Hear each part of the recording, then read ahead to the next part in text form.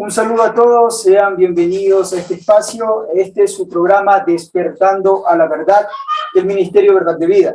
El día de hoy nos encontramos en Ibarra con unos hermanos que nos acompañarán en esta entrevista y en este estudio también, porque vamos a hablar un tema sumamente interesante.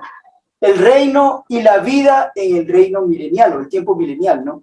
Tengo a mi derecha el hermano Ubaldo Niebla y Marcelo Espinosa, quien nos va a ayudar para comprender mejor este tema. Adelante. Sí, muy buenas noches a los hermanos, saludos. Y aquí estamos para la gloria y misericordia que ha tenido nuestro Padre Eterno Yahweh. Estamos en una comunidad muy bonita, nueva. Hay muchas cosas que de pronto no van a entender ciertas cosas, pero estamos abiertos para despejar cualquier inquietud. Claro, cualquier inquietud que tengan. Hay cosas que les van a parecer muy extrañas, inclusive existen hermanos nuevos que les va a parecer muy extraño esto, ¿no? En otras ciudades, en otros países. Bueno, vamos con el programa, el hermano. Buenas noches, hermanos. Sí, realmente todo es para la honra y la gloria de nuestro Padre Eterno, que su nombre es Yahweh, y que continúa actuando esa promesa de traer a su pueblo. Y vemos aquí, estamos por primera vez en este lugar de Ibarra, cómo está despertando a la simiente de Abraham. Entonces, el tema que vamos a ver le va a interesar muchísimo. Adelante. Muchas gracias. Una vez más, le repito, el tema es el reino, ¿no? El reino milenial, o cómo será la vida realmente en esa época donde el Mesías aplique su justicia en este tiempo. El primer punto a tratar es realmente, vemos que esto está en las Escrituras. Apocalipsis capítulo 20, cualquiera puede revisar en su Biblia, y nos habla acerca de un tiempo en el cual son un periodo de 1000 años que reinará el Mesías junto con sus escogidos. Pero la pregunta es esta: reina en la tierra. Vemos que los profetas también mencionan un reino hoy aquí, en la tierra, en este lugar donde estamos nosotros, no en el cielo. ¿Qué hay del rapto? Porque entendemos que el rapto es lo que viene Jesús a llevar a su iglesia y vamos al cielo. Si eso es real, ¿dónde queda esta promesa? ¿O dónde quedan estas profecías? ¿El reino en la tierra o en el cielo? Sí, bueno, nosotros que provenimos de la iglesia cristiana, que hemos sido pastores, lo hicimos con mucho amor, con mucha fe, y damos la gloria al Eterno por haber pasado, por habernos enlazado con su palabra, cambió nuestras vidas también, porque todo el que toma una Biblia cambia su vida. Entonces, primero tenemos que entender este concepto desde la perspectiva hebrea. ¿Qué es el reino de los cielos? El reino de los cielos, hablemos, digamos en hebreo, Malchut HaShamayim, un reino que viene del cielo, ¿no? Porque las leyes que van a regir en la tierra no son las leyes de las Naciones Unidas. Claro. Las leyes van a ser las leyes entregadas a Moisés en el monte Sinaí. Obviamente que hay ciertos cambios temporales, porque existen reglas en la Torá que se dieron para ese tiempo, otras para el templo, para levitas, para extranjeros, todo, o sea, todo tiene una interpretación verdadera, porque no son 10 mandamientos, son más de 600 mandamientos que muchos, la mayoría no aplican hoy porque estamos en el extranjero. Cuando tú entiendes de que el reino es el Malchut HaShamayim, un reino que baja, o sea, que desciende, es en la tierra. Es más, siempre se ha dicho que la iglesia, como dicen las escrituras, ¿no? Como dice Yeshua, dice, uno será tomado y otro será dejado. Entonces en la iglesia decían, todos queremos ser tomados porque viene Jesús por la iglesia y nos va llevando.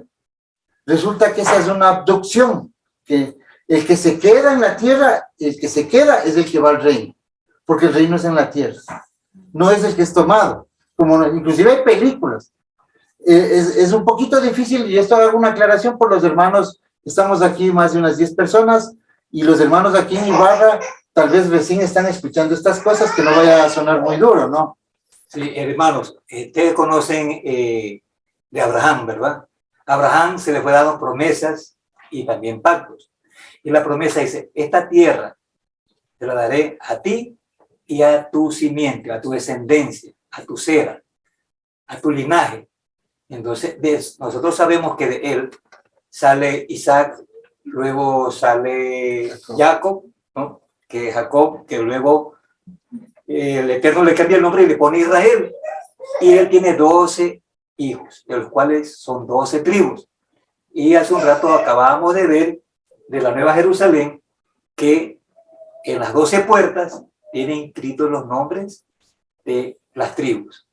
Entonces, esa tierra fue ocupada por Israel. Entonces, tiene que cumplirse esa promesa y es allí donde se va a establecer ese reino, del que estamos hablando, del reino milenial, donde vamos a estar como nación y cuyo rey es el Hijo del Eterno y su nombre es Yeshua.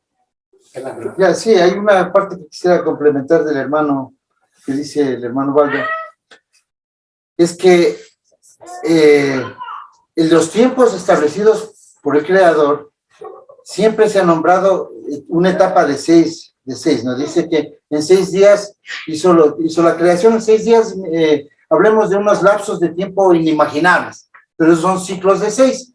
Y en el 7º día vamos a tener el milenio de paz. En el 7º día viene la restauración, ¿ya? Y asimismo hace una sombra profética, o sea, un ensayo, ¿no? Un ensayo que dice que 6 días se trabaja y el 7º día se descansa. ¿Es por qué? Porque ese 7º día representa el ciclo 7 de 1000 años que viene el Mesías a un reinado de paz. Claro, de hecho la historia nos muestra, cualquiera que pueda verificar en las escrituras y contar los años desde Adán hasta el tiempo en que estamos hoy presentes, 6000 años. Estamos ya cerrando esto para ingresar al milenio 7000, número 7. Es importante también aclarar esto, algo que mencionó el hermano Waldo, es de que si el Eterno dio su palabra y se comprometió de darle la tierra desde Éufrates hasta el Nilo, desde el río Éufrates hasta el Nilo, a los descendientes de Abraham, eso se tiene que cumplir. Hasta el día de hoy, Israel no ha hecho uso de todo ese perímetro de tierra, solamente un lapso más pequeño de esta tierra, no todo el perímetro adecuado, y el Eterno tiene que cumplir esa palabra. Si profesamos la idea de que la iglesia, el pueblo del Eterno, va al cielo, esta palabra del Eterno quedaría en la nada, quedaría sin tener un Y cumplimiento. es más o menos lo que hoy sería desde Irak hasta Egipto. Exacto. Que es los lugares donde él la delimitó. Es más, si nosotros leemos el Tanakh, que se los llama Antiguo Testamento, vamos a ver que existe una nueva repartición de la tierra para el futuro, que aún no se da.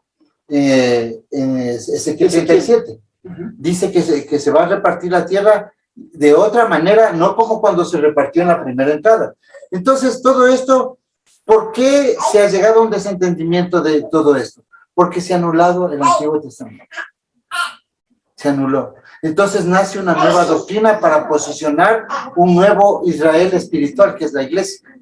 Y se cambia absolutamente todo, pero estamos en el tiempo de la restauración, donde milagrosamente el pueblo del Eterno, como se le prometió a Abraham, iba a salir de cualquier lugar de entre las piedras, ¿no es cierto? Entonces, cada uno de ustedes que ha tenido una experiencia extraña y ahora están aquí, lo que primero les pasó es que ustedes empezaron a ver errores, porque es un fenómeno que nos ha pasado a todos, a ver errores en nuestras iglesias y hasta ser tildados por los pastores de rebeldes y todo, ¿no? Porque hemos estado cayendo en cuenta inclusive de las fallas de las escrituras. Y hoy estamos aquí ya viendo que realmente esta historia es cierta, ya no es un dogma, es algo que va en paralelo con la historia. Porque si tomamos el libro de las escrituras y vemos la historia, tenemos inclusive arqueología extranjera que narra escenas bíblicas desde hace más de 3000 años, como la estela La Piedra de Merentab, que es el hijo de Ramsés, que es el que se murió en el cruce del mar, ¿no? Entonces, el hijo de él se llama Merentab, y él dejó por escrito que los hijos de Israel, sus enemigos, están en Canaán, hace 3250 años, y eso está, y no es una piedra que sea israelita, es una piedra judía, perdón, egipcia, claro. Entonces, así hemos reconstruido esta historia, por eso no es raro. Entonces, ahora sí vamos a entender quiénes van a entrar al reino y por qué hay tanta gente y por qué hay una filtración, un filtro de personas también en el Apocalipsis, que van a perecer. ¿Quiénes van a perecer? ¿Cuáles son los requisitos para entrar al reino? Más o menos. Entonces, si yo sigo la Torá con fe en el Mesías, sé que voy a seguir las fiestas de Levítico 23, que marcan escenas que nos anuncian los tiempos. Por ejemplo, si es que un cristiano lee el libro de Apocalipsis, es una cosa que no va a entender. Y por eso se escriben libros, películas. ¿Por qué no entiende? Porque no saben las fiestas de Levítico 23. Y el Apocalipsis está escrito bajo ese contexto. Y el servicio del templo. Exacto. Por ejemplo, un ejemplo. Si no saben, cuando dice, aparecerá una señal, Yeshua dice, aparecerá la señal del Hijo del Hombre en los cielos cuando Él venga, ¿no es cierto? Eso dice. Entonces, no es que ese momento vamos a ver, no. Nosotros tenemos que hacer lo mismo que hicieron los rabinos caldeos que vinieron al encuentro con el Mesías. ¿Qué hicieron ellos? Ellos se llevaron y ellos estudiaron los astros. Entonces, la señal fue en los cielos, o sea, en el espacio. Ellos vieron una alineación celestial. Y no estoy hablando distinto, porque nosotros tenemos que leer en Apocalipsis que dice que aparece una mujer vestida del sol con la luna tierna debajo de sus pies, ¿no? Una rama en su mano. ¿Y qué es eso? Es una alineación de unas constelaciones. No es astrología por si acaso. Es una alineación perfecta entre la constelación de Leo y la constelación de Virgo, que en hebreo es Betula, que son Mazarón, son señales. ¿Por qué? Porque en Génesis 1:14 el Eterno dice, dejo en los cielos las estrellas como señales de los tiempos y de las ocasiones, de los ensayos, de las moedim. Entonces, por eso es que nosotros vemos, ¿por qué la luna tierna debajo de sus pies? ¿Por qué vestida del sol? Porque en el mes séptimo de la fiesta de las trompetas es el día de la luna tierna. No es el calendario gregoriano que va a pasar esto. Este calendario es el calendario del Eterno, que se guía por las lunas. Entonces, ¿qué es lo que hicieron los magos caldeos? Los magis, no, esos magos es mal traducido, ¿no? Magis, o sea, en arameo es sabios caldeos. Ellos que vinieron de la escuela de Daniel en Babilonia, vienen con esa señal y ellos estudiaron todo ese tiempo las señales, hicieron proyecciones y regresiones para saber cómo se alineaban las estrellas. Por eso es que llegan en el momento preciso. Nosotros hoy, ¿qué hacemos? Lo mismo. Y con más facilidad porque cogemos una aplicación de Android y buscamos las fechas en que se hace esa alineación. Y encontramos que justo coincide con todas las fiestas. Entonces, suponemos que ya sabemos más o menos cuándo viene el Mesías. Todo está el contexto en la Torá, así como en el Apocalipsis. ¿Por qué un judío no puede entender los tiempos del fin? ¿Por qué ellos esperan otro Mesías? Porque el Mesías es el que personalmente le dicta a un ángel para que se le dé a Juan el último evangelio, que sería en esos términos, ¿no? Que es las fiestas de otoño, las fiestas de la venida y reino. O sea, esto solo se puede comprobar cuando estudiamos la Torá, Levítico 23, o cuando guardamos el Shabbat, cuando guardamos Pascua, panes sin levadura, cuando guardamos el día de Pentecostés, cuando nosotros guardamos las fiestas de otoño, que son fiestas de las trompetas, día del perdón y también el día de los tabernáculos. Sabemos cuándo nació el Mesías, que fue más o menos entre el 23 de septiembre y el 11 de octubre. Sabemos. ¿Por qué? Porque se cumple la fiesta de los tabernáculos. Entendemos que se cumple en esta generación las palabras de Daniel, la profecía de Daniel, que el pueblo al final de los tiempos tendría comprensión, tendría un entendimiento. La parte que en la Reina Valera aparece como la ciencia aumentará, está hablando de comprensión. Hoy podemos entender estas señales en los cielos de una manera clara, porque tal vez alguien pensaba la señal debe ser una luz o algo. O el Mesías vestido de blanco con barba y pelo largo. Y viniendo en un caballo. Y rubio. ¿Cómo vendrá el Nunca Mesías? puede ser así. ¿Cómo vendrá el Mesías? Esa es la pregunta. Porque tenemos la idea en la iglesia de que lo veremos asomando en una nube, bajando en un caballo. ¿Cómo es que vendrá para instaurar? Bueno, primero hay que entender el lenguaje del primer siglo, ¿no? Que igual en la antigüedad, un caballo para ellos es un medio de transporte. Entonces, dicen, vendrá un caballo blanco. Entonces ellos están hablando algo que lo transporta, así como a Elías dice que un carruaje de fuego. No, ¿por qué fuego? Porque ellos no conocen un LED. Entonces para ellos la luz es Es fuego, todo es producto del fuego. Entonces, hay que entender eso. ¿Y por qué dice entre las nubes? Porque él baja del espacio. Porque el Mesías no está en el habitáculo del Eterno. Porque nada de lo que está en el universo, especialmente él que resucitó con cuerpo glorioso, de diferentes cualidades, pero físico. Porque en la eternidad no entra espacio, tiempo ni materia. Es incongruente. Porque de la eternidad no puede estar nada que sea del universo.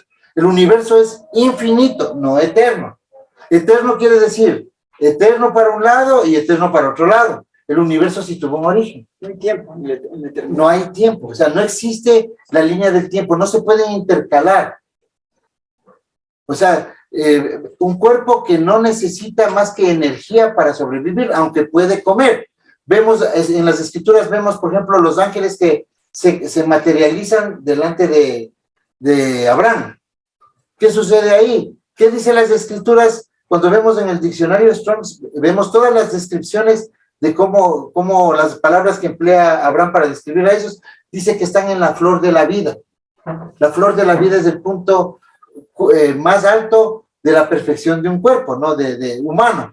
Vamos a hacer, o las personas que resuciten van a hacer exactamente lo mismo que pasó con el Mesías, un cuerpo sin sangre. O sea, biológico, pero de una manera extraña. Por eso es que Shaul habla del misterio de los cuerpos gloriosos. El patrón para tomar la imagen de un cuerpo glorioso es el Mesías, ¿no? ¿Qué atributos tenía este cuerpo? Porque leemos que en las escrituras que el Mesías estaba en un lugar y luego desaparece, aparece en otro lado. ¿Será que ese es digamos, la misma capacidad que tendrán todos los cuerpos? Claro, sin salirnos de las escrituras, por ejemplo, hay una escena en Isaías donde dice que todos los años de cualquier parte del mundo irán a celebrar la fiesta de los tabernáculos. Y el que no va, la nación que no vaya, esa nación prácticamente va a ser, no habrá lluvia, no les dará lluvia porque va a ser un mundo agrícola. El futuro va a ser agrícola, ¿no?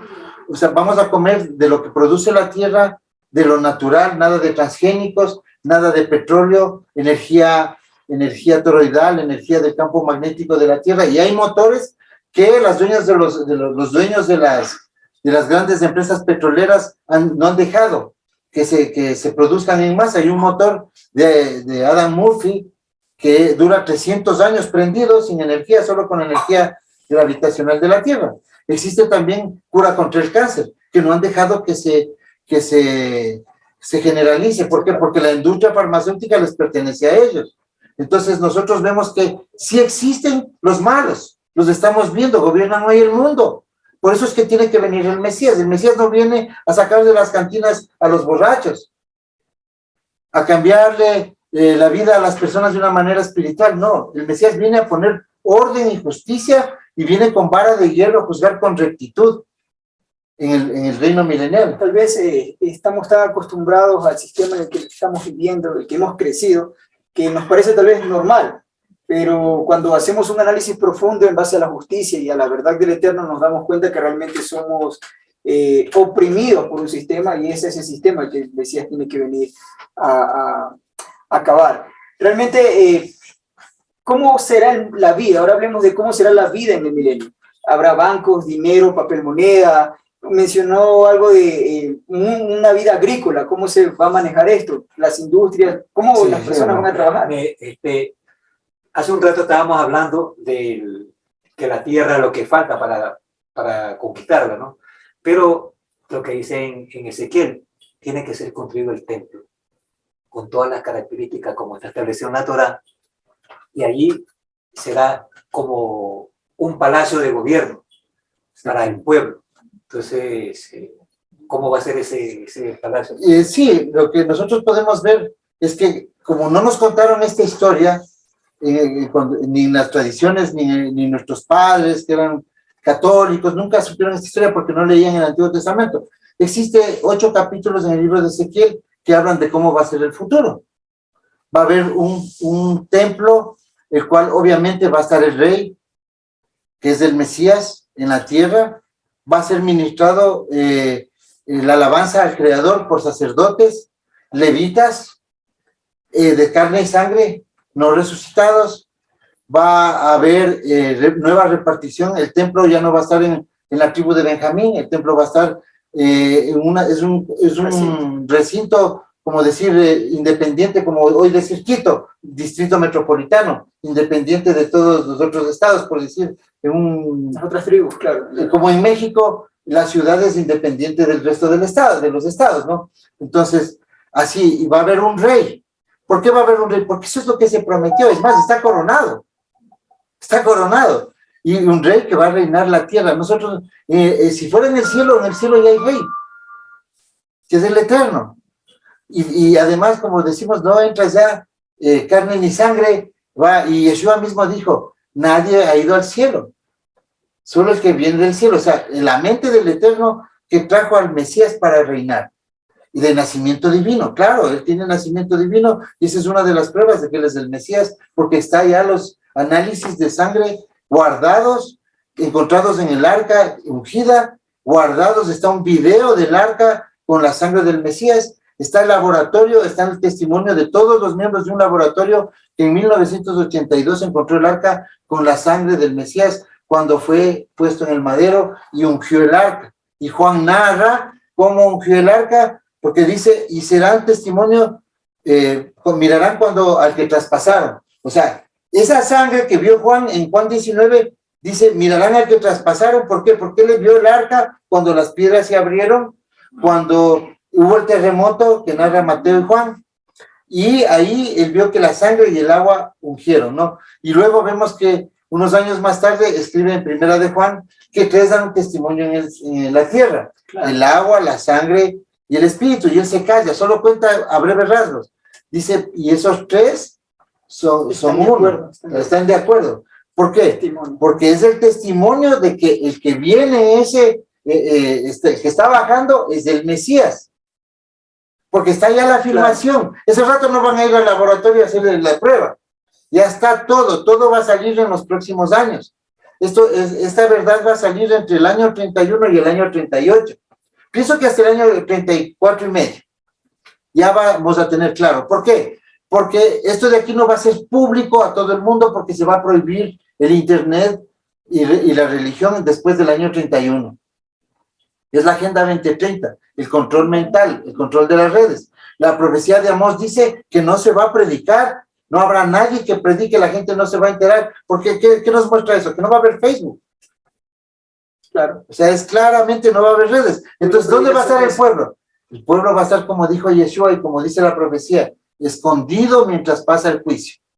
Por eso es que las comunidades nazarenas se salvaron en la primera vez cuando entró Tito Vespasiano, no encontró a nazarenos. ¿Por qué? La mayoría estaban en las montañas. Por eso es que Flavio Josefo narra de todos menos de los nazarenos en la destrucción del templo. ¿Por qué no narra de los nazarenos? Porque ellos estaban en las montañas.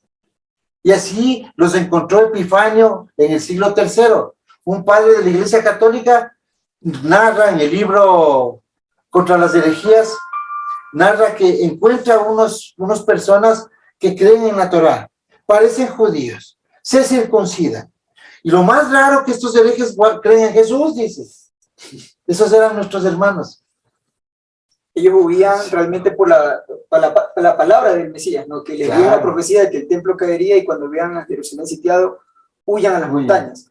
Estaban obedeciendo realmente para la tribulación que les tocó vivir a ellos. A la generación de este tiempo les tocará una tribulación la cual no hubo antes ni habrá. La pregunta ahora también nos lleva al tema de la parte política de este reino. ¿Cómo va a ser ejercida? ¿Quiénes estarán en el gobierno y quiénes serán aquellos que serán gobernados? Pues el pueblo. ¿Cómo empezará? Porque entiendo es de Jerusalén a Israel y de Israel al mundo entero. ¿Cómo se...? Ya, bueno, Juan, perdón un ratito, hermano. Sí, yo sé que también el hermano, sino que esta parte algún rato se trató, ¿no? Cuando estábamos en esa reunión, yo recuerdo claramente lo que dedujimos. Ustedes ven en Juan 3:16 que dice que el Eterno amó tanto al mundo que dio a su unigénito para que el mundo tenga en él prácticamente salvación. Pero el mundo, la simiente de Abraham. Porque acuérdense lo que hablamos antes de iniciar esto. Existen dos simientes. Si no se entienden las dos simientes, no podemos entender ni quiénes son los malos. ¿Ya? Entonces, ¿quién va a pasar? Si somos 8 millones o 7 mil millones de personas, dice el Apocalipsis que va a pasar que solo va a sobrevivir la tercera parte de la población mundial, lo cual prácticamente nos hace ver que la simiente de Abraham se ha reproducido como se le prometió, como las estrellas del cielo y como la arena del mar, ¿no es cierto? Entonces, aparte de los que sean simiente de Abraham, no todos van a creer en el Mesías. Ahí habrán muchos musulmanes o de otras religiones que sobrevivieron porque el Eterno lo quiso, porque fueron buenos para sobrevivir, porque vienen, pero son linaje. La mayoría son hijos de Abraham. Todos son hijos de Abraham, ¿no? Pero también van a haber otras personas, que son los hombres naturales.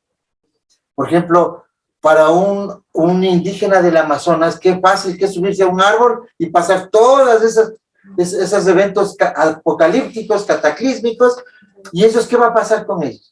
Es que Adán es uno de ellos. Adán fue lleno de atributos, pero para la función de reinar, que se le ofreció reinar. Él falló, entonces viene el otro Adán, el hijo del hombre, que en hebreo es el Ben Adán. Por eso a Yeshua le decían el hijo del hombre, el Ben Adán. O sea, otro que va a reinar, porque el otro falló.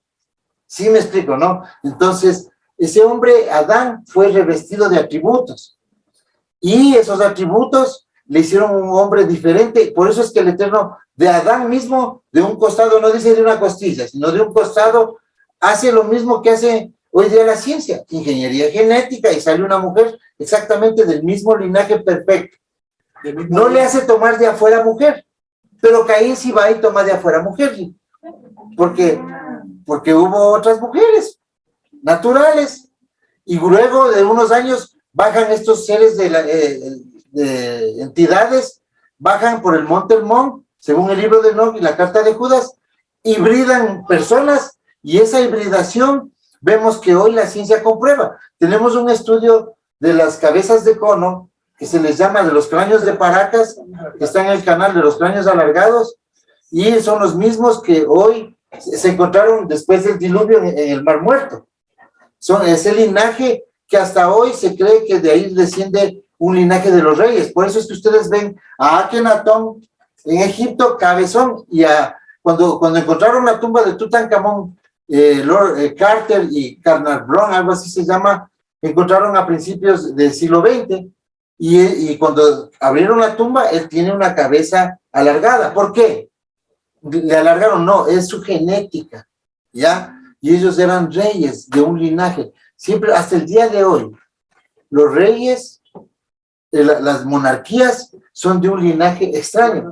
Por eso es que ellos guardan ese misterio y ese secreto, esconden gigantes, esconden, cuando invadieron Irak, cuando en 1994 en Operación Tormenta del Desierto, ¿qué es lo que primero hizo Estados Unidos? El Museo de Bagdad, y se llevaron toda la arqueología y la escondieron en el Instituto Smithsoniano, donde están todos los cuerpos encontrados en la construcción del metro de México y de Londres. Encontraron los cuerpos de gigantes y están guardados ahí.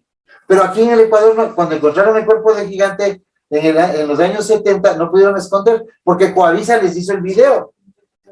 Entonces, ¿qué hicieron ellos? Se llevaron a Suiza, está en un museo, están las fotos. Me imagino que si editas esto, vamos a ver, por supuesto. Entonces, esas fotos están ahí. ¿Y ustedes creen que alguien publicita esto? No, porque ellos controlan la información. O sea, solo el hecho de que controlen la información, ya nos podemos dar cuenta cuál es la lucha. ¿Por qué tiene que haber ese reino? ¿Ya? Y otra cosa, que las personas que entran al reino, que van a servir en el templo, porque dice que Ezequiel dice que existen unos sacerdotes de la línea de Leví. Entonces, esos sacerdotes no van a ser resucitados. Esos sacerdotes son los que conocen por primera vez y miraron a quien traspasaron. Probablemente son los que ahora se están formando para hacer el tercer templo, que no pueden hacerlo. ¿Por qué? Porque los que conocieron a Yeshua, todos están para jueces en las naciones y gobernantes. Una de las formas de probar esto también es que cuando alguien lee el libro de Ezequiel y habla del príncipe, y muchos asumen que es, hasta el judaísmo asume que es el Mesías, pero dice que él y sus hijos y dará la tierra a sus descendientes. Si el Mesías conocemos que tiene un cuerpo glorioso y él mismo dijo que con ese cuerpo no habrá reproducción. ¿Y ya para qué? Porque es un cuerpo inmortal. La razón por la que hoy hay reproducción hembra y macho es porque somos mortales. Pero la inmortalidad genera, dice, serán como los ángeles. Tendrán un cuerpo como los ángeles, no se darán en casamiento. Pero vemos allí a un príncipe que está heredando tierra a sus hijos y para sus descendientes. Nos da a entender que primero no es el Mesías porque no puede tener ya hijos. Y segundo, que estábamos hablando de personas que no entraron al milenio con un cuerpo resucitado. Una de las pruebas es cuando Pablo, Saúl, es abofeteado por alguien y él dice, no maldigas al príncipe de tu pueblo, ¿no? Era el sumo sacerdote. Exacto. O sea, un sumo sacerdote le dicen el nací, un príncipe. Por eso es que Yeshua es descolgado del madero como príncipe. ¿Por qué? Porque desde ese día hasta la caída del templo del año 70, nunca más se ofició, nunca más el Eterno recibió Yom Kippur, porque él era el sacerdote en el orden de Melquisedec, no levítico. Entonces el hermano también nos puede conversar el tema de los 144,000 que no pueden ser cristianos, no pueden ser de otro lado, no es de espiritual. Los 144,000 son. Pero, clarito, los 144,000 está distribuido en las tribus, son descendientes de Abraham, son de las tribus de la descendencia de Israel, excepto Dan, ¿verdad? De Dan y Efraín. ¿Por qué no está Efraín? Porque Efraín es de las 10 tribus. Exacto, ya está recogido, ya es Jacob, ya está en su tribu. Entonces no puede estar entre ellos porque están tomados ya en sus tribus. Y además Dan, ¿por qué? ¿Por qué la tribu de Dan está incluida ahí? Porque sabemos que hay lo que está sucediendo actualmente con el sionismo, esa mezcla. Simiente mixta, claro, simiente mixta, y el sionismo realmente es la cabeza de la bestia. Los que dicen ser judíos no lo son.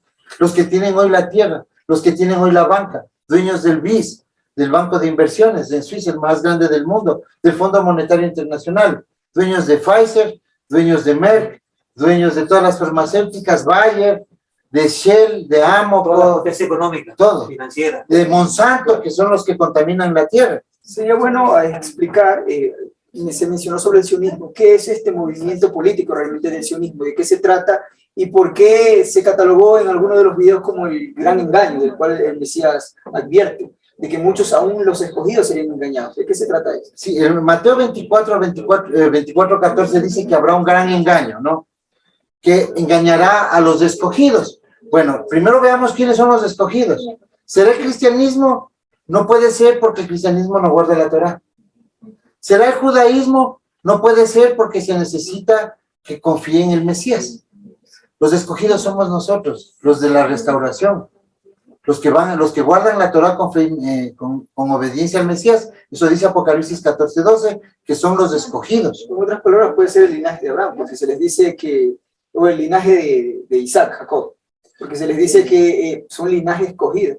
Exacto. Nosotros cuando vemos que, esto está relacionado a Apocalipsis 12, cuando vemos un dragón rojo, ¿no? Que acarrea a la tercera parte de las estrellas. Y nos enseñaron en la iglesia que es el diablo acarreando a los ángeles caídos, a los demonios. No, el dragón escarlata es la simiente de la serpiente, el sionismo, más las élites, más el Vaticano, más todo lo que es Edom. Edom es rojo, es un sistema político y social que gobierna hoy el mundo a través de la banca. ¿Ya? ¿Y por qué se va llevando a la tercera parte de las estrellas? Que son los que van a perecer, porque son los que confían en el Israel actual, en que el sionismo es del Eterno, y ellos están guardando la Torá y creen en Yeshua, y siguen Israel, tienen estrellas de David, tienen estrellas de 6 puntas, y el número 6 nunca podría coger el Eterno como número de la perfección, porque es número de hombre, 6 puntas, 6 lados. Entonces, ese es el gran engaño, dice que engañará aún a los escogidos. Y luego dice, si te dicen, está escondido, no vayas, que es el rapto cristiano, el rapto en griego tamellón, que dicen, vendrá cualquier ratito, ¿no? No vayas, dice, porque es el rapto escondido. Y si te dicen está en el desierto, tampoco salgas, porque Él va a mandar a verte. ¿Qué es el desierto? Lo que dice el judaísmo. Dice, ya apareció un Mesías, está por nacer, anda por acá. Y bíblicamente, proféticamente, estamos en el desierto. El pueblo del Eterno está atravesando el desierto, ¿ya? Entonces, vemos que Yeshua ya sabía que el tema venía por el lado de la religión, el cristianismo y el judaísmo. No vayas ni a un lado ni al otro, porque dice, yo voy a mandar a los ángeles a recogerte el momento indicado. ¿Y qué es lo que dice el cristianismo? Prácticamente que van a ser desaparecidos, raptados. Hay películas que están juntos y viene un viento y se desaparece la mitad. Esos dos son los que son tomados. Acuérdense que uno es tomado y otro es dejado. ¿Dónde va a ser el reino, hermana? En la tierra, ¿no es cierto? ¿Tiene que ser dejado o tomado? Dejado. Entonces tiene que quedarse, el que va a bendición tiene que ser el dejado, no el tomado. Ese tal vez vaya a alguna nave extraterrestre, alguna abducción, porque realmente es algo que prepara. Y si ustedes, parece un chiste ahorita, ¿no? Pero cuando vemos las cartas de Steve Jackson, vemos que hay una experiencia en esas cartas que no son proféticas, sino son parte de la agenda. Van a hacer hologramas para desaparecer a mucha gente, aduciendo que son una invasión extraterrestre. Sí, una imagen con una iglesia y ovnis o naves en platillos voladores. Y a José Yaguana, el contactado de Machala, aquí, ¿qué le dijeron esas entidades que estuvieron con él? Que es un caso muy cierto y que también lo publicó Alfonso Espinosa, Rolando Panchán en Ecuavisa. ¿Qué dijo él? Y Jaime Rodríguez, que es un tremendo periodista de estos temas. Claramente vemos que es una escena cierta. Él tuvo esos contactos. ¿Qué le dijeron? Que se está preparando una nave para el 2016 en adelante que viene a recoger, a salvar a la tierra que va a ser exterminada. Una nave de 4,000 kilómetros de diámetro. En Chile, como vimos en el estudio de los ovnis, apareció una nave en el radar en 1992 o 93 de 500 kilómetros, que fue también detectada una nave de 500 kilómetros en la misma nave que fue detectada por los radares de Brasil. Eso salió en las noticias y dimos en la enseñanza de los ovnis. Entonces, está documentado. Si hay naves de 500 kilómetros, ayer yo le pasé un video a Marce que hace unos meses detectaron una nave de 10,000 kilómetros por detrás de la luna y está filmada en el lado oscuro de la luna, 10,000 kilómetros. ¿Cómo no puede ser nuestra Nueva Jerusalén 3 veces más grande que la luna? Claro, 3 veces más grande que la luna. Y la Nueva Jerusalén dice que tiene 2,000 kilómetros, de largo por ancho. O sea, es un cubo perfecto que no es extraño, que sería lo que es desde Estados Unidos hasta México, más o menos el área. Nunca se podría acercar a la Tierra porque tiene un campo magnético que puede destruir la Tierra. Eso se puede entender porque puede que alguien nos escuche, ¿no? Y diga, bueno, no, es que la Biblia dice que moradas le estoy preparando en el cielo y habla del reino de los cielos, y hay que explicar bien esto. Porque el único libro que menciona el reino de los cielos, así como tal, el reino de los cielos, que hace entender al lector común como, bueno, está hablando de un reino allá, es el libro de Mateo. El libro de Mateo es el único libro que aparece este texto, y el mismo libro de Mateo explica que los cielos es el trono del Eterno. Cuando habla del reino de los cielos está hablando del gobierno del Eterno. Algo también que es importante conocer es que esta idea de un rapto en el cual puede venir en cualquier momento es de origen chileno realmente, ¿no? De un jesuita. Claro, Manuel Acusa creó el famoso rapto de la iglesia cristiana. Un sacerdote que se hizo pasar por judío, cambió su nombre a Yosef algo, no recuerdo, Ben algo, ¿no? Él es Emanuel Acunza. En el siglo XVIII, él escribió el libro La venida en gloria de nuestro Señor Jesucristo. Él crea el rapto pretribulación, o sea, el rapto de la iglesia que se va al cielo. Popularizado por G. Ávila también. Todo el cristianismo evangélico, como no se ajusta a la Biblia, entonces toman esas doctrinas y enseñan a la gente. Estamos en un momento donde sí hay cosas espirituales en las escrituras, pero el reino milenial no es espiritual en el concepto de entendimiento. El reino milenial es literal, en la tierra, físico, porque si no, no habría justicia en la tierra. Ganarían los que ahora los quieren matar. Tiene que haber juicio a ellos. Y dice el Apocalipsis, debe haber un juicio a los que dañaron la tierra. Esas son las petroleras. Porque hoy por negocio, inclusive la caída de Damasco es por negocio. Es profético.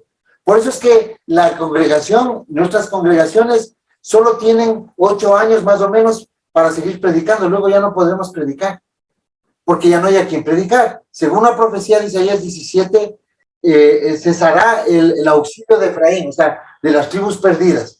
Dice, y Damasco será destruida. ¿Qué es lo que tiene Damasco hoy? Hoy día tiene gas. Están en las peleas. Están los rusos defendiendo, por eso no ha caído. Están los árabes queriendo entrar a Siria. ¿Y por qué Siria? Porque Siria va a recibir el mismo castigo que recibió Babilonia, que fue desaparecida por llevarse cautivos a los judíos, a las tribus del sur. Y Siria se llevó cautivos a las 10 tribus. Entonces, Damasco tiene que sufrir el castigo de desaparecer. Y todavía está Damasco en pie. 3.500 años que no ha pasado nada, aunque está ya siendo atacada. Nunca en la vida ha pasado lo que ha pasado hoy. Estamos casi a punto de ver esa caída. Y está con los tiempos, ¿no es cierto? Entonces, cuando cae destruida la ciudad de Damasco, resulta que es el momento que ya todo el pueblo, las 10 tribus están afuera. El orden mundial no va a dejar predicar, porque se crea la nueva religión comunitaria, ¿no? De todas las religiones es la religión, ¿cómo les llaman esto? El ecumenismo, ya. O sea, va a haber la espiritualidad, lo mismo que el culto imperial. El Vaticano ha hecho cargo de toda la parte religiosa del mundo y se va a prohibir otros dogmas. Entonces no va a haber donde solo las personas entendidas pueden saber estos tiempos. Ya no va a haber a quién predicar. Luego la gente que verá estos videos, si es que se conservan por ahí, o que vean estos estudios, o que el Eterno les mueva, dice en el libro de Apocalipsis, hay una parte donde Juan le pregunta a Yeshua, ¿quiénes son estos vestidos de blanco? Y Yeshua le dice que son los que vistieron, lavaron sus ropas en la gran tribulación, o sea, conocieron al Eterno, pero han fallecido. Porque la promesa es para Jacob, que va a ser librado. ¿Quién es Jacob? Jacob es el pueblo de sangre antes de la gran tribulación. Que los que por fe, por eso dice Yeshua, los que sin ver creyeron bien, son bienaventurados. Nosotros estamos entrando como pueblo del Eterno, como descendientes de Abraham antes de la tribulación. Luego los extranjeros, así como Caleb, se unirán al pueblo y ellos se convertirán en israelitas, ¿ya? Ahora, cuando yo les empecé diciendo algo que tengo que culminar, que claro, pues, con la autorización de ustedes, ¿no? Yo empecé diciendo que en Juan 3:16 dice, tanto amó Yahweh al mundo que dio a su Hijo primogénito para que en él tengan salvación y vida eterna, ¿no? Entonces, ¿por qué solo a Israel ahora? Si es al mundo entero que se tiene que salvar, ¿por qué solo Israel, no es cierto? Porque Israel va a llevar al mundo al conocimiento del Eterno. Por eso es que dice que van a ser jueces y profesores, o sacerdotes, que los llama Kohanim, les dice Pedro, pero el entendimiento es que van a ser, o sea, cuando resucite la hermana Nela, va a ser una persona encargada de toda la zona de Ibarra y Tulcán y lo que antes fue. Hoy es otra distribución territorial. Va a ser una persona que ministre la justicia, un rey local, ¿ya? Gobernante. Un gobernante que se sujeta al gran Estado, nación de Israel, que todo, por eso es que dice que en los postreros días la Torá saldrá de Sión y de Jerusalén la palabra del Eterno. Será en el futuro. Será el imperio, la potencia. Claro. Algo que quería preguntarles, mi hermano, es que para poder gobernar en perfección, en rectitud, tiene que ser un cuerpo perfecto, para no transgredir, no tenga corrupción. Importante, hermano, mencionar esto, a ver si que los hermanos se les instruye. Ahora, ¿qué debemos hacer nosotros en estos tiempos para guardarnos de lo que va a venir? Claro, o sea, la profecía se repite. En la Biblia vemos un patrón, que es que una profecía puede tener muchos significados con el mismo patrón, ¿no? O sea, si digo que viene una abominación desoladora, vemos que sucedió cuando entró Tito y pasó una abominación de desolación que anuló el templo, ¿no? Y los sacrificios, como estaba anunciado por Daniel, el sacrificio continuo porque se cayó el templo. Bueno, y se cayó el templo porque si es que no se cae el templo, resulta que el Mesías podría ser cualquiera. Como se cayó el templo, se acabaron las genealogías y nadie puede ser Mesías sin registros. O sea, es un hecho del Eterno mismo que se caiga el templo, se quemen los registros, para que nadie diga, yo soy el Mesías y aquí está mi partida de nacimiento. Porque el templo funcionaba como tal, ¿ya? Entonces, en pocas palabras, para que no se vanaglorie. Para que nadie diga que puede ser Mesías. Porque para ser Mesías tenía que demostrar que es descendiente de David. Su registro genealógico. Claro, y fue escrito en el templo, a pesar de ser de origen divino, legalmente fue escrito, y dice, los evangelios dicen que fue inscrito delante de 2 testigos que fueron un anciano Shimeón y una señora Ana de la tribu de, aunque una mujer no puede ser testigo, sino que se está describiendo porque de una mujer salió la simiente. Solo es Yeshua esa profecía de que la simiente de la mujer pisará la cabeza de la serpiente, de la simiente de la serpiente. Génesis 3:15. Claro, y eso va a pasar en el Armagedón. En el mismo lugar donde David ganó a Goliat, que Goliat era un nefilim, un simiente mixta, en ese mismo lugar, en el Armagedón, Yeshua, que es descendiente de David legal, aunque él tenga descendencia milagrosa, nacimiento milagroso, legalmente es descendiente de David, porque fue escrito en el templo, él mismo va a ganar ahora un descendiente nefilim, o sea, un descendiente de la serpiente, Un híbrido. un descendiente de estas mezclas, ¿no? Ese va a ser el falso Mesías. Es una simiente mixta, linaje mixto. Y hay una profecía, por si acaso, ¿no? Que dice en Noé, cuando baja del arca, bendice a su hijo Sem, bendice a Jafet y a Cam. Y a Jafet le dice que él va a usurpar las tiendas de Sem. Va a vivir, a meterse a vivir en las tiendas de Sem. ¿Quién es Jafet? ¿Y quién es Sem? De Sem vienen los semitas, los árabes, el pueblo de Israel. ¿Y quién es Jafet? Jafet es de donde sale Askenaz, que es su nieto, hijo de Togarma. Y ellos son unos del Cáucaso. Hoy día, ¿quiénes gobiernan el mundo? Los judíos Askenaz. Unos judíos que se convirtieron en el siglo VII, se convirtieron a la religión y luego para el siglo VIII ya se vieron como descendientes de Abraham y hoy gobiernan el mundo. Y esos son los que dice Apocalipsis, que los que dicen ser judíos y no lo son. Me mencionaron hoy acerca de cómo se manejará la política. Obviamente, jueces y gobernantes serán personas que no pueden ser corruptibles, ¿no? Personas que se den al soborno o se den a buscar sus propios bienes, sino personas que hayan tenido una transformación o una resurrección en su cuerpo. Pregunta, ¿cómo sería lo que entendemos como la economía? La economía, ¿cómo se manejará la economía en aquella época? Porque se mencionó que no habrá más petroleras, no habrá industrias farmacéuticas que contaminan y dañan, corporaciones de tal manera que hoy gobiernan el mundo. ¿Cómo se manejará la economía en este sistema? ¿De qué manera? ¿Con qué dinero sería? Claro, como eran en aquellos tiempos, ¿no?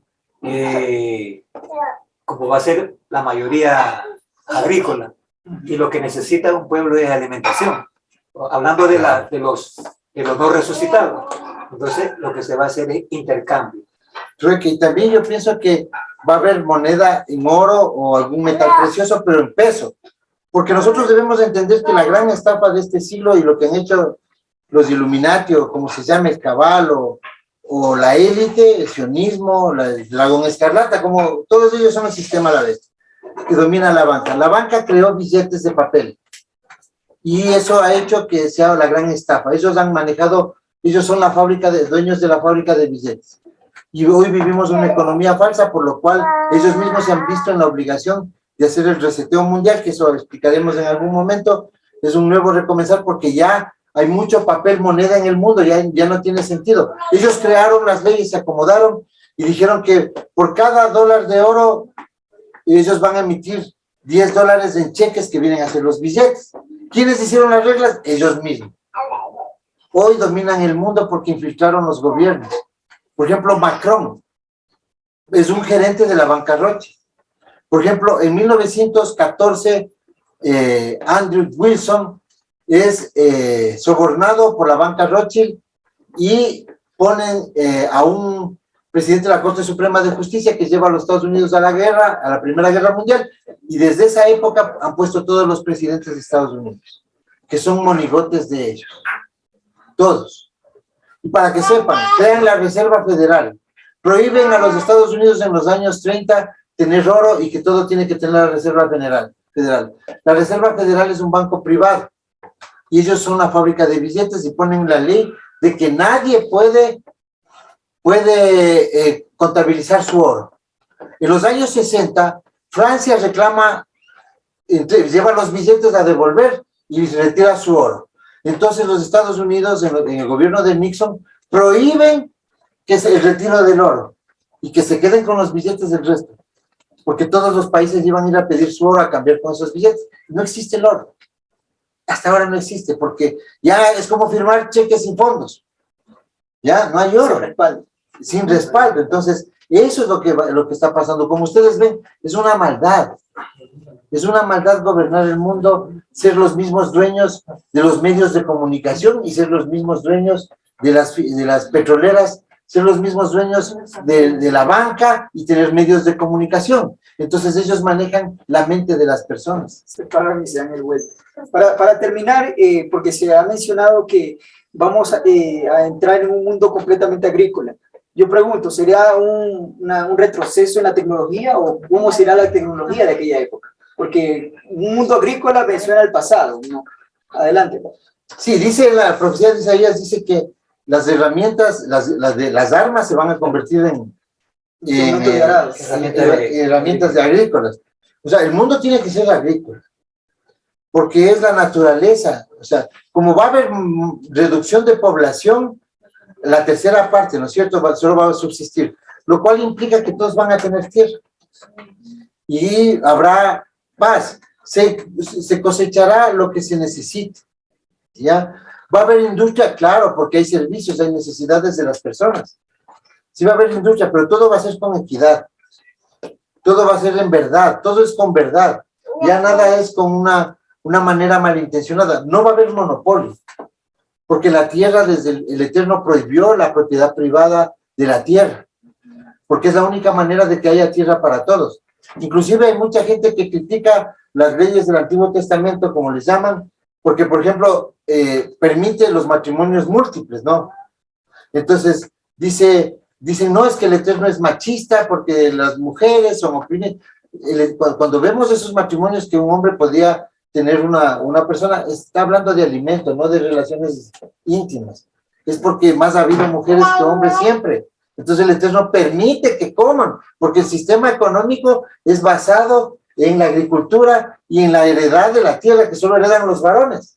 Hay que tomar en cuenta que no podían trabajar las mujeres como hoy en día. Claro. No existían toallas sanitarias ni todos los protocolos que hoy se pueden tomar para que una mujer pueda ingresar a estudiar o algo así. No había eso. Claro, la mujer, o sea, socialmente la Torá rescata a la mujer. Se cree que la Torá, cuando solo leemos la Torá, nosotros vemos y decimos, o la gente que juzga mal al Eterno y dicen que no, que es un Dios malo, y por eso es que la teoría del marcionismo dijo, no vale el Antiguo Testamento porque mata niños y mata pueblos, porque no comprenden que el Eterno estaba cuidando el linaje, eran linajes infiltrados, híbridos, que dice, si es que tú no los exterminas, ellos te van a exterminar, y no hicieron eso, y por eso fue destronado Saúl, por eso es que ahora nos están matando a nosotros, porque no cumplieron, y ellos, como dijo el Eterno, ellos te van a querer matar, y ahora estamos en eso. Y otra cosa, cuando el Eterno le da honor a la mujer, porque todas las sociedades de ese tiempo eran perversas con la mujer, y el Eterno les da un orden, y le dice, si tú tomas una mujer del pueblo, tú tienes que, su hijo heredará como un primogénito, y les ordena, les da un orden de cómo, no hace promiscuo todo, sino les empieza a regular. No tomes esto con esto, pero es que está hablando de un sistema social y económico. Por ejemplo, la esclavitud que hablábamos ayer en el programa, ¿no? La esclavitud es algo terrible, ¿no? Pero ha sido gracias a la esclavitud que el mundo se sostuvo cientos de años. No estoy aprobando, pero era parte del sistema económico. Cuando nosotros no entendemos esta parte, pensamos que el faraón era tan malo que se empecinó. Para él era un problema de Estado dejar libres a 2 millones de israelitas esclavos. Se le iba la mano de obra. Y ellos lo habían invertido porque estaban comiendo y viviendo. O sea, si vemos esa regulación, vemos que realmente era una decisión difícil. No es la religión, ay, este faraón endurecido y estaba malísimo. Porque eso es lo que vemos, pensamos como que fuera en el siglo XXI es historia. Tenemos que ser auténticos en eso y juzgar con medidas justas y pesas justas. Entonces, para Faraón era terrible que venga, pero estaba tan presionado por el poder de esas plagas que tenía que renunciar, y es más maravillosa la obra del Eterno, tenía que renunciar a sus esclavos, a 2 millones. Es como que usted tuviera que vender todo el sistema laboral, su empresa sin máquinas. Y solo porque ya se vio atemorizado, hizo algo que él no debía hacer, no podía hacer. Era un mal faraón, porque ese faraón no debía dejar suelta la mano de obra. Era pésimo el faraón. Lo que un buen faraón hubiera hecho es no dejar salir ni dejarse convencer, pero era tan fuerte el poder del Eterno que mandó esas plagas y no podía aguantar. Se quedaba sin imperio. Claro, o se acababa el imperio o volvemos a comenzar sin mano de obra. Así es. Era una decisión completamente Claro. difícil. De lo que hablaba el hermano sobre la agricultura, cómo sería la agricultura. No retroceso, sino había un avance. ¿Por qué? Como está escrito, que las armas se convertirán en herramientas para la agricultura y tiene que ser con una tecnología más avanzada que la actual, sin contaminación. Entonces, eso es el avance. Entonces, y vamos a hacer producir la tierra con esa tecnología. Exacto, y mire usted, Sí, acabemos por con supuesto. esto ya. Es súper interesante. Ya, miremos esto, mire. Hoy día nos dicen, mira Israel como estaba en desierto y ahora hay cultivos de uvas, ¿no? Obviamente, ahí hay pueblo del Eterno y hay inteligencia superior. Hablemos claro, ¿no? Cuando también hay pueblo ahí, allá están pueblo del Eterno que ha tenido mucha sensibilidad en las ciencias, mucha inteligencia, como Einstein, como Freud, tanta gente que hizo buenas y cosas malas, ¿no? Pero con inteligencia. Entonces crean sistemas de riego inteligente. Pero lo que pasa es que ustedes tienen que leer cómo se describe la tierra cuando ellos entran a Canaán. Era como una selva eso. Era lluvia. ¿Qué les dice en Deuteronomio el Eterno? Cuando no guardes la Torá, la tierra no te va a producir. Existe un libro que se llama el de Hermann Fulda. Este historiador, Hermann Fulda, recoge cómo el Mesías no podía haber muerto en una cruz. Él murió en un madero recto. Porque primeramente no había madera en ese tiempo, porque describe la zona describe como súper seca. Ya, en el futuro, por ejemplo, Israel, cuando venga el Mesías comenzarán las lluvias. Y las lluvias a su tiempo. O sea, todo el sistema del mundo, hoy hay calentamiento global, será cierto o no será cierto, pero sí ha afectado. Las lluvias que tenemos hoy, por ejemplo, ya están fuera de fecha, ya está demasiado. Entonces, ¿por qué es? Porque no se ha guardado el orden, porque han aparecido estas personas que han cambiado inclusive con tecnología como la tecnología HARP, que pueden crear un terremoto o cambios de presión y crear un huracán o una tormenta. Eso es lo que ha hecho, esa es la tecnología HARP, de ondas electromagnéticas sobre la ionosfera de la Tierra. Entonces, eso no va a pasar en el futuro. Eso no va a pasar. Entonces, cuando el pueblo guarda la Torá, las lluvias son a su tiempo y tú sabes que tal fecha tienes tantos productos. Y tú vas a tener que guardar el día Shemitah, que dice el Eterno con el día Shemitah. No hablemos espiritualmente. Es una parte económica, productiva, tan clara que dice, en el día Shemitah, si tú guardas el día, haces descansar la tierra cada 7 años, de lo que produzcas el 6º año, comerás hasta el 9º. ¿Qué quiere decir esto en términos económicos? Quiere decir que si nosotros obedecemos la Torá y no cultivamos el 7º año, hacemos descansar la tierra, primero la tierra se regenera. Segundo, que dice que del 6º año vamos a comer hasta el 9º como bendición. Esa sí es bendición. No hay bendición para extranjeros, hay provisión. Solo el pueblo en la tierra va a recibir bendición. Tenemos el 6º, el 7º y el 8º y el 9º de superávit. Porque vamos a comer del 6º. Entonces, podemos negociar lo que produzcamos el 7º, el 8º y el 9º, ¿no? El 8º y el 9º. Eso es un superávit, es ganancia, es riqueza. Sobreproducción. Y hay comida para todos. Porque realmente la riqueza no es la grandeza. La grandeza no, de alguien no es por la riqueza, es por el eterno. La grandeza viene por la obediencia, no por la riqueza. Nosotros nos estamos reconformando como pueblo, no por la riqueza. Porque si fuéramos ricos, nosotros tuviéramos tremendas cámaras, hiciéramos lo mismo que el cristianismo, lugares tipo Pare de Sufrir, con cámaras y teniendo semejante verdad. Hoy día estamos aquí acomodados en las casas de los hermanos, estamos igual que la comunidad primitiva. ¿Por qué? Porque la profecía dice que esta última generación es una generación de la congregación del pueblo, es humilde. Y con los humildes va a avergonzar a los sabios. Con lo vil, dice, ¿no? Lo débil a lo fuerte. O sea, estamos viendo profecía cumplida.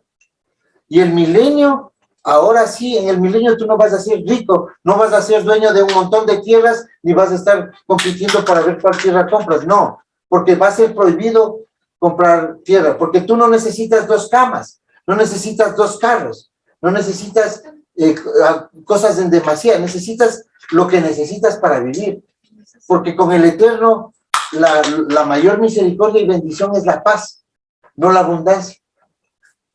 Y por eso es que si leemos los proverbios, ¿qué es lo que vemos ahí? Dice, el que quiere acumular riquezas no las disfruta, o el que quiere acumular riquezas nunca se sacia, porque no es sin límite. También hay otro que dice, el usurero, o sea, el banquero, que hace con crecido interés, no disfruta de sus ganancias, muere sin disfrutar.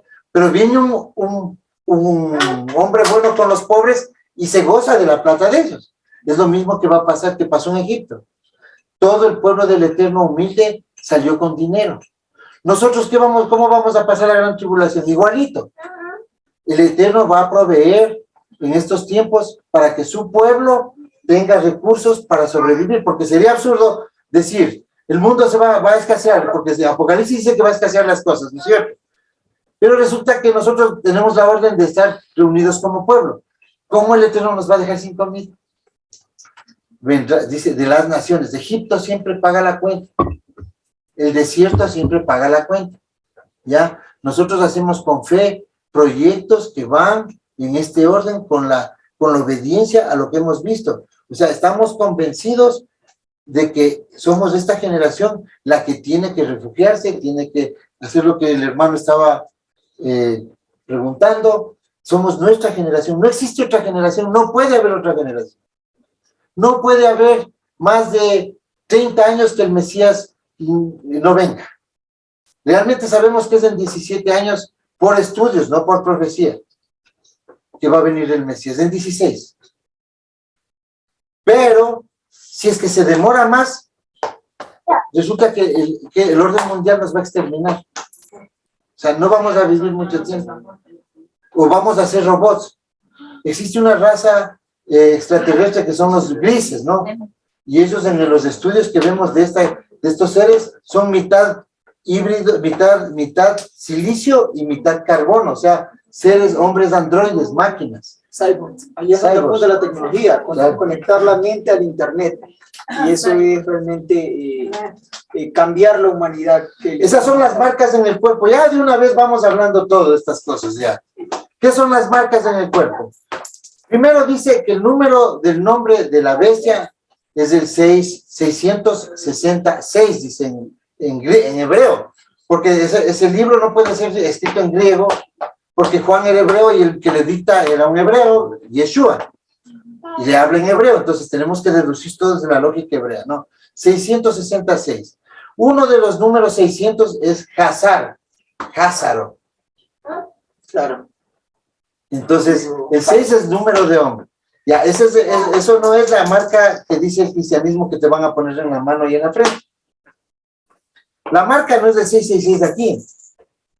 La marca, el número 666 es el número de su nombre, del nombre de la bestia. Eso se llama gematría, tanto griega como hebrea. Entonces hay que investigar por ahí. Ya más o menos le hemos perfilado, ¿no? Que va por Hazar, por Caín, también quiere decir 600, Caín. Bueno, 60 inclusive representa a Biden. Dice que Biden es número 60 en hebreo. Sí, bueno, será o no será, pero eso lo vamos a saber, de ley lo vamos a saber. Pero ¿qué es la marca que no se dejen poner? En la Torah vemos que dice que escribirá su ley en su frente, ¿no? Y lo pondrá en su corazón para que haga buenas obras. Obras es, sí, tiene que atar en su mano. Ustedes han visto que los judíos leen este verso y se hacen una cajita en la mano y otra cajita en la frente. Y vemos que están ellos puestos unas cajitas aquí con el Deuteronomio. Resulta que eso es un desentendimiento de que es una parte lógica que está hablando el Eterno en una manera retórica. Dice que tenerlo en la mente quiere decir en conocimiento. Y en la mano hacer las obras. Entonces, ¿cuál es la marca de la bestia? Ponernos estos chips de grafeno, ponernos un chip que nos haga pensar como ellos y que nos haga hacer sus obras. Porque ¿a dónde apunta? El día de ayer salió un documental de Bill Gates que ya tiene ese tatuaje que es con la tinta de grafeno, que te controla dónde estás, un GPS, que se van a desaparecer los teléfonos celulares y la gente va a tener el tatuaje ahí. Entonces, ¿qué hace eso? Nos va a oír nuestras conversaciones. Nos puede mandar inclusive voces a nuestra cabeza. O sea, eso es hacer las obras, tener la marca de ellos aquí, es hacer lo que ellos hacen. Otra parte de la marca es el miércoles de ceniza. El miércoles es una marca en la frente. ¿Y por qué el cristianismo va a decir el evangélico? No, yo no tengo esa marca porque yo soy protestante. No, son los mismos. Es la misma doctrina. Son los curas y los pastores que tienen las mismas doctrinas de los concilios católicos, como la Trinidad. El domingo, exacto, la doble naturaleza de Jesús. Entonces, puede sonar fuerte, pero es la verdad. Es la verdad. O sea, si nosotros no hablamos lo que es, las piedras hablarán. Sí, hasta sudar las manos nos hacen estas palabras, pastor. Bueno, como nos tiene. Bueno, este ha sido realmente un programa muy interesante. Se ha tocado varios tópicos referente a lo que es el milenio y cómo podemos ir poco a poco ir entendiendo, ¿no? Yo les agradezco realmente a la audiencia, primeramente, a los hermanos también que han expuesto sus conocimientos y todo lo que el Eterno ha manifestado en las Escrituras para que esto se cumpla pronto. Y nos despedimos también, obviamente, de los hermanos que nos están viendo por la transmisión. Estamos en la ciudad de Ibarra, en la casa de nuestros hermanos. Les agradecemos, esperamos que el Eterno tenga mucha misericordia y en medio de este hogar que ya cree en la restauración de nuestro pueblo, que sea la luz de esta ciudad, ¿no? Amén. Porque así se formaron las Quejilot de Yeshua, las congregaciones. Ese fue el inicio. La gloria sea para el Eterno y siempre también cuenten con estos hermanos que son igual que ustedes, solo que despertamos un poquito antes, ¿no? Ahora sí vamos al tiempo de las preguntas fuera de cámara para aquí los hermanos están queriendo preguntar todo. Sí, ya claro. vamos a ver. Saludos, hermanos. Saludos.